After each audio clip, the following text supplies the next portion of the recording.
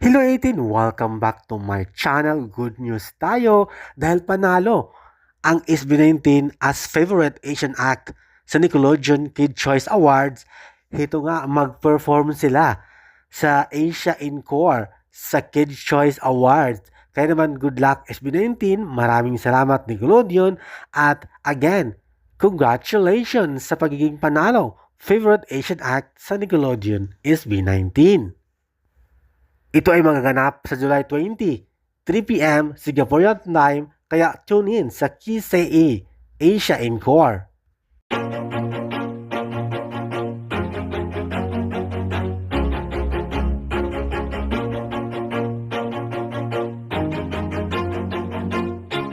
Always do it on my own, so I gotta get through it. And